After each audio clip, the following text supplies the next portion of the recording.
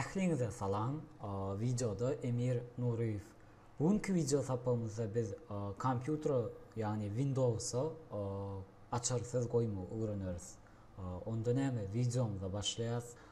İlk bilen dostlar Windows'u açarsız koymak ahli Windows operasyon sistemalarında bir mengzeş. Mesela Windows 7, Windows 8, Windows 10 ya da Windows Kone XP ali ahli Windows operasyon sistemalarında bir mengzeş bolup duruyor. Ondan hem videomuza başlayız. İlk bilen dostlar Windows'umuzun yani pusk düğmesine geliyoruz. Bu yerden panel upravleniya bölümüne geliyoruz. Bu yerden olsa yani учетный запись bölümüne geliyoruz. Yani изменение tip учетный запись bölümüne geliyoruz. Bu yerden öz ulanyan учетный записinizi saylayanız. Mesela ben de учетный запись yani Emir adı bilen administratör. Yani bu yere geliyoruz.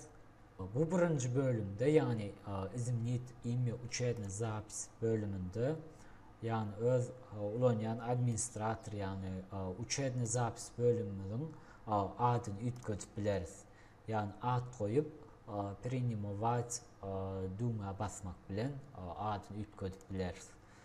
Sazdat parol bölümünde yani kaydışımız yani Windows'umuza açarsız koyup bileriz. Sazdat parol bölümüne geliyoruz ve giriyoruz. Bu yerden yani novi parol taze açarsızımız yazıyoruz. Hemen dostlar şu yerde dikkat edin. Açarsız yazanızda bir Türkmen elifbi harflerin ulanmayacak olun. Mesela Ç, Ş, Ü, yani harfler ulanmayacak olun. Sebebi kompüter açanınızda yani kompüter açarsız bilen yazıp girenizde kompüter Türkmen elifbi harflerini tanımayar. Şoň üçin açarsız yazanızda Latin harfleri ve sifirler ulanın. Mesela 1, 2, 3, 4 diyez. Поддерживание parol yani şol yokorku açar sözümüzü tazeden qaytalayaz.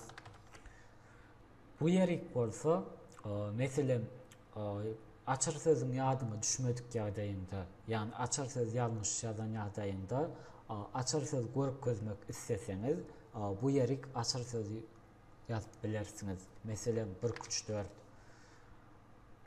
şeylerde sazda parol diyen yere geliyoruz ve basacağız.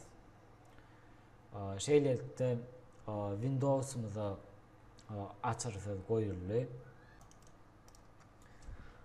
Eğer de Windows'a koyan açarsızınızı ayırmak isteseniz pusk düğmesine geliyoruz ve Windows 8 operasyon sistemasını ulanyan bolsanız parametre kompüter bölümüne geliyoruz. Bu yerden учетный запись bölümüne geliyoruz ve parametre vhod bölümüne geliyoruz. Indi olsa изменить parol yani parol bölümüne geliyoruz. Bu yerden yani tekuş parol bölümünde yani yazan parolumuzu tazeden yazıyoruz. Mesela 1, 2, 3, 4 ve bu yeri zat yazman geçeceğiz yani dale ve gatov düğmesine basacağız. Şeylerde koyan açır sözümüz Windows'tan ayırlar. Şeyler bilen bu video sapamızın sonuna geldik. İndiki video sapaklarımızda görüşeceğince hoş sağ olun.